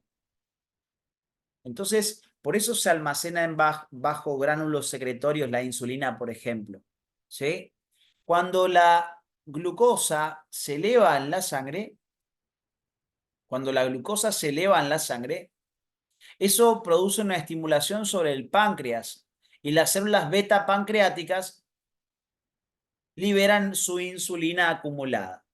¿Sí? No es que recién producen y ahí la sueltan, no. Ya las tenían formadas en gránulos secretorios y estaban esperando el mensaje para soltar esa insulina. ¿Todos me siguen lo que estoy diciendo? Sí, Bien. Cuando la insulina se suelta, va también a la sangre. Los celestes serían las glucosas, la insulina sería lo moradito.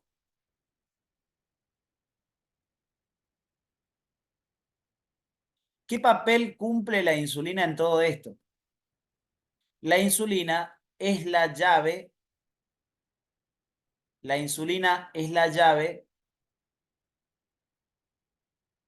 para poder trasladar la glucosa hacia el interior de las células. Sin insulina, es como tener un departamento y no tener la llave que te dé la puerta de entrada. ¿Sí? Vos podés tener elevada la glucosa en la sangre. ¿Sí? Pero esa glucosa no va a poder ingresar a la célula si no está presente la insulina. Entonces la insulina ayuda a elevar la concentración de la glucosa en sangre o ayuda a disminuir la concentración de glucosa en sangre. A disminuir. Ayuda a disminuirla. Piensen en esto. Vos tenés un valor normal de glucosa en la sangre. Si te salís de ese valor normal, alerta, alerta, alerta. Después de una comida, sirenas de alerta. Glucosa elevada, glucosa elevada, glucosa elevada. Se elevó por encima del valor normal. ¿Sí? Entonces, ¿qué hace el cuerpo? Páncreas, páncreas, la glucosa está elevada, páncreas. Entonces el páncreas dice, bueno, ahí ya te mando la insulina. Le suelta la insulina que va a la sangre. ¿Y qué hace la insulina? Va y abre las puertas de las células. Va y abre puertas en la célula para que la glucosa desde la sangre ingrese a las células. Entonces, de esa manera, la elevación de glucosa que te desequilibró vuelve a su estadio normal. Baja de nuevo la concentración de la glucosa en la sangre, metiéndolas a las células. O sea que, escuchen bien el término, ¿eh? Siempre que la palabra termina en emia significa en sangre.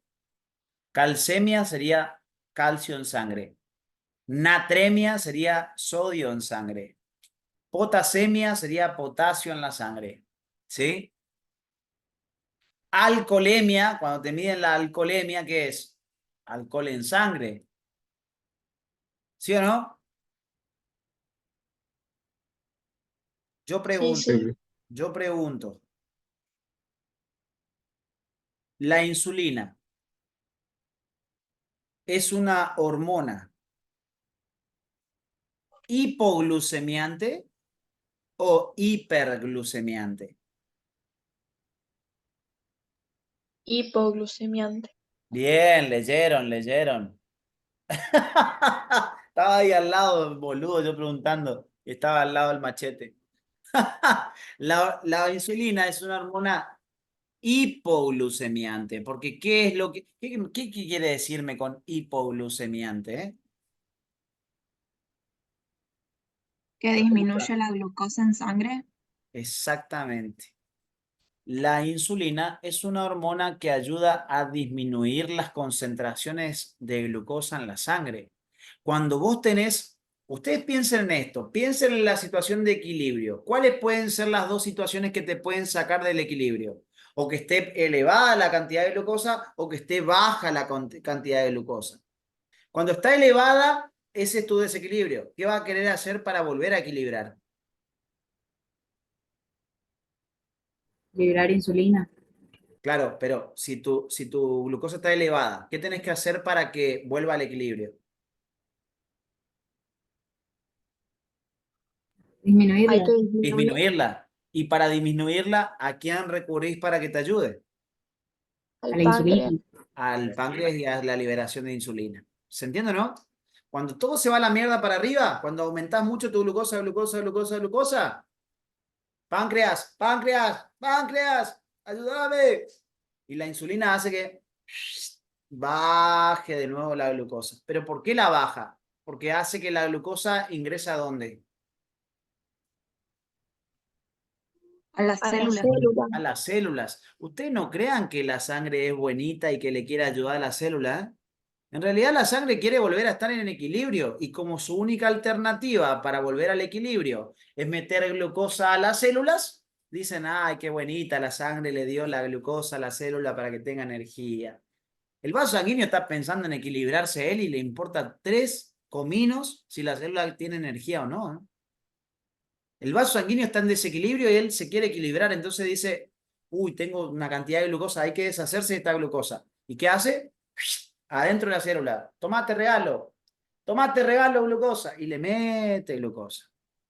Si vos a pesar de meter toda la glucosa a las células, te sigue sobrando glucosa, seguís en alto nivel de glucosa, sigue molestando eso en la sangre. Entonces, ¿qué hace la sangre? ¿Dónde puedo guardar esto ahora que ya llené las células de glucosa? Vamos a guardar al hígado. Lo transforma en glucógeno. Transforma en glucógeno y lo guarda en el hígado y en el músculo. ¿Se te llenaron las reservas de glucógeno y tenés todavía elevada la cantidad de glucosa en sangre? La termina transformando en grasa. ¿Estamos ahí, no? ¿Cuál sería el resultado de la falta de liberación de insulina? El aumento de la glucosa. Bueno, entonces yo me voy a hacer atender con vos, Mauri, y me tomás una muestra de sangre y me decís, che, tenés recontra alta tu azúcar. ¿Hiciste ayuno? Sí, te digo yo. Hace como 12 horas que no como nada, pero tenés altísima tu glucosa. ¿Qué pensás vos? Que como tu cuerpo no está produciendo la suficiente insulina como para bajar los niveles de glucosa en Claro, sangre. algo está pasando en tu cuerpo que tu glucosa está elevada en la sangre y no entra a las células. O tengo una resistencia a la insulina, o sea que no funciona bien el trabajo de la insulina, o directamente mi cuerpo no produce insulina. Pueden pasar las dos cosas. Puede ser que la insulina no cumpla adecuadamente su tarea. ¿A quién no le pasó que la llave que abría una puerta en un momento dejó de abrir la puerta porque se deformó o algo por el estilo?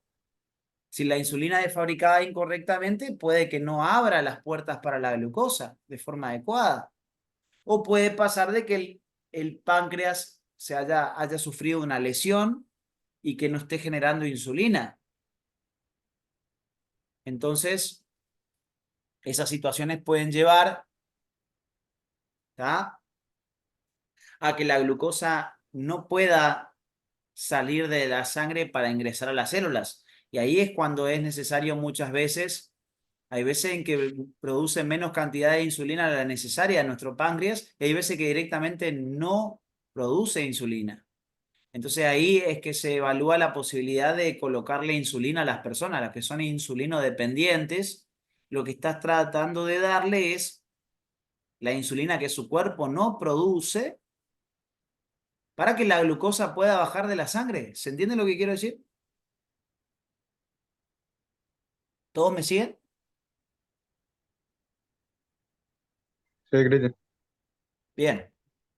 Entonces, ante el aumento de la glucosa, el páncreas libera la insulina que produjo por las células beta pancreáticas. La insulina es parte de la secreción endocrina del páncreas y tiene una función hipoglucemiante, es decir, va a tener, ante esta situación de desequilibrio que es el aumento de la glucosa, la insulina va a tratar de revertir eso tratando de hacer lo opuesto, bajar las concentraciones de la glucosa en la sangre. Entonces, cuando la insulina se va recorriendo todo el torrente sanguíneo, va soltándose hacia los distintos tejidos, ¿sí? Va soltándose hacia los distintos tejidos, se va a unir, va a tener receptores de insulina en las membranas, ¿sí? Van a haber receptores de insulina en las membranas que sean sensibles a insulina, ¿sí? Van a tener receptores de insulina y cuando la insulina se une a su receptor de insulina, ese receptor lo que hace es transmitir señales hacia el interior de una célula. Recuerden que las hormonas son transmisoras de mensajes, ¿sí? La insulina es una hormona. Cuando la insulina se une a su receptor, el receptor al recibir a la insulina, receptor recibe la insulina, ¿sí? Al unirse con la insulina,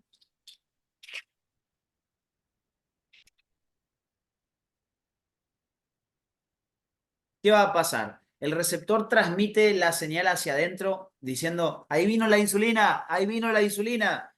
Entonces, ¿qué pasa? Al transmitirse estas señales hacia el interior, estas señales van a producir que la célula responda a la llegada de la insulina. La célula puede desencadenar distintos tipos de respuestas ante la llegada de la insulina. Y entre las diferentes respuestas que va a producir, una de ellas es esto, que las vesículas que estaban almacenadas por debajo de la membrana, con los transportadores GLUT, esas vesículas en forma de gránulos secretorios que les comentaba hoy, se aproximan a la membrana y hacen que los transportadores GLUT queden unidos a la membrana. Yo necesito los transportadores GLUT en la membrana para que las glucosas puedan ingresar. Pero como los transportadores GLUT están almacenados debajo de la membrana, cuando la insulina llega recién se transmiten estas señales hacia el interior. Cuando la insulina se une a su receptor, recién ahí se transmiten señales hacia el interior que avisan a la célula que la glucosa está lista para entrar. Entonces ahí los transportadores GLUT se aproximan con sus vesículas a la membrana, se fusionan con la membrana y una vez que los transportadores GLUT están en la membrana, la glucosa empieza a ingresar a través de esas permeasas. Acá les muestra como fuera un túnel directamente, pero acuérdense que son permeasas GLUT, o sea que son de este tipo, ¿sí? Son de este tipo que ven acá. La glucosa se une a la proteína, hace cambio conformacional, queda mirando hacia el otro lado, se suelta hacia el citoplasma y de esa manera la glucosa empieza su proceso de transformación en energía en el citoplasma. La insulina, en forma resumida, lo que hace es que los transportadores GLUT4 queden expuestos en la membrana. No estaban en la membrana plasmática. Ahora, recién con la llegada de insulina, los transportadores GLUT4 quedan en la membrana y una vez que estén en la membrana, recién van a poder empezar a introducir la glucosa hacia el interior. En la medida que la concentración de glucosa empieza a bajar, llega un momento en que la insulina se suelta de su receptor. ¿Sí? Y cuando la insulina se suelta de su receptor, las señales que transmitía hacia el interior se interrumpen.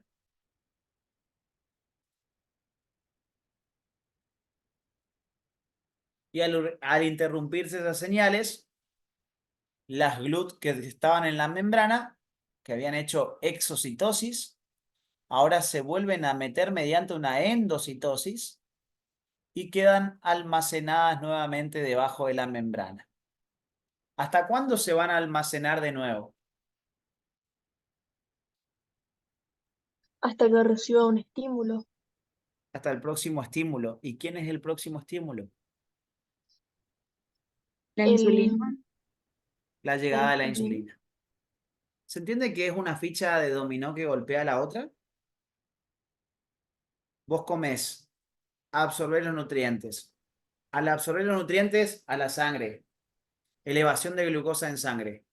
Alerta, alerta, glucosa elevada, estimulación al páncreas. Páncreas, suelta insulina.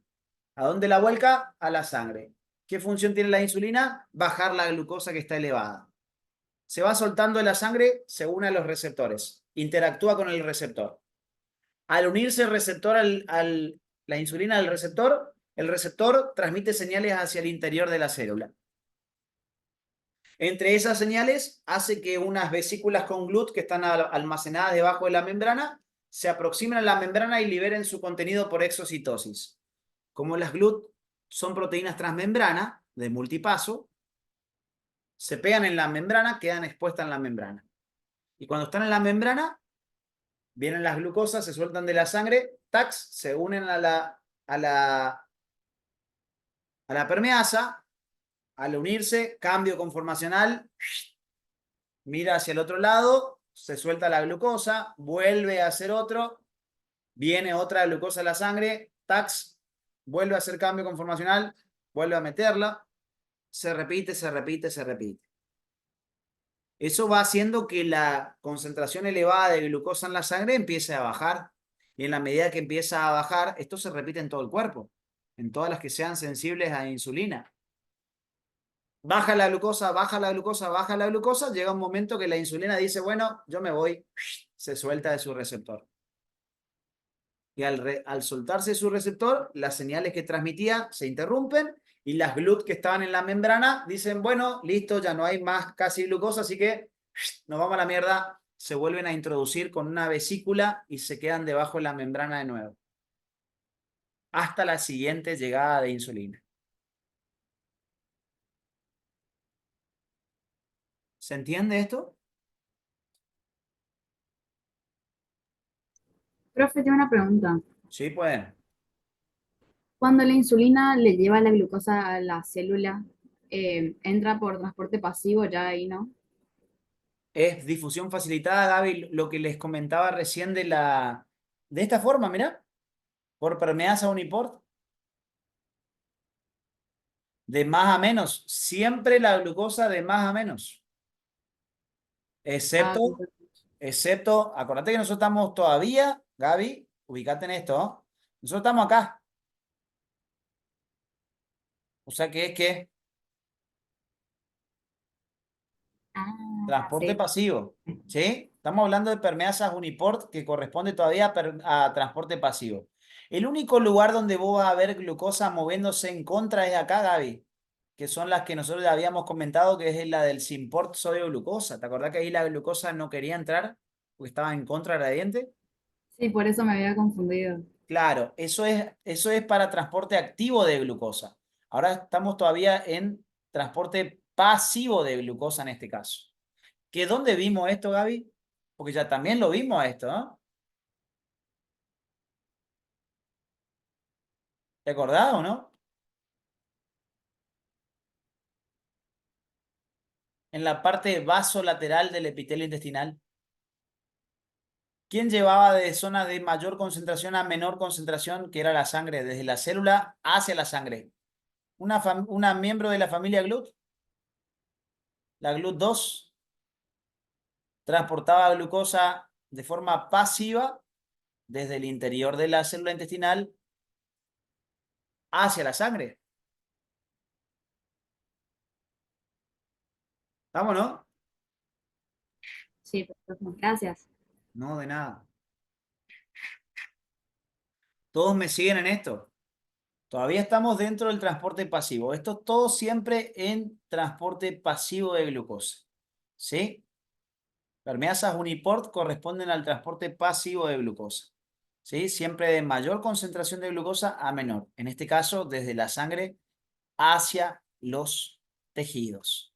Ahí les comenté la regulación especial de la insulina para el caso de las GLUT4. ¿Sí? Acá lo que hicimos fue básicamente ver cuál es el estímulo necesario para los cambios conformacionales de una permeasa, que hacen que alternen de un lado al otro la membrana.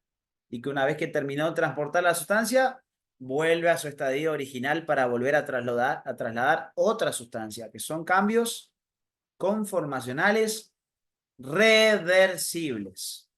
¿Sí? ¿Qué nos quedaría por ver entonces?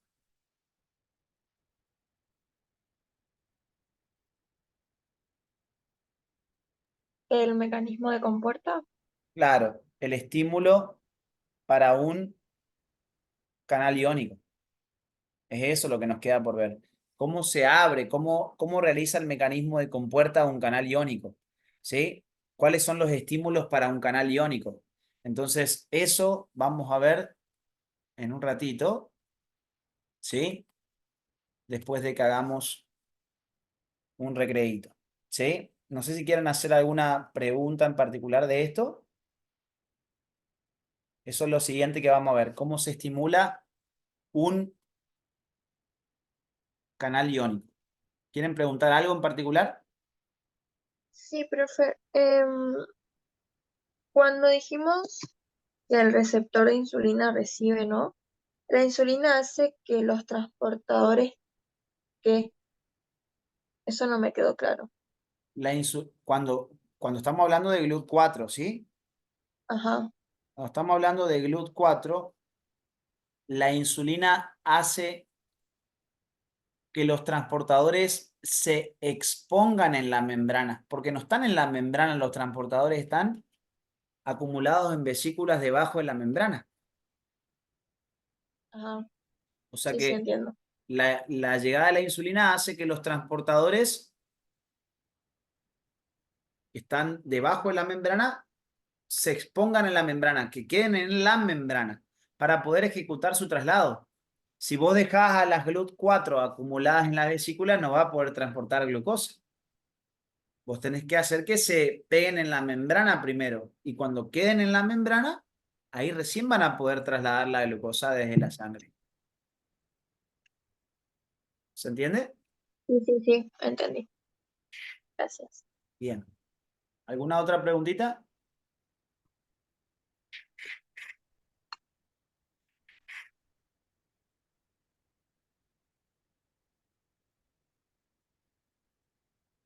¿Nada? Bueno, No, Luis. corto el video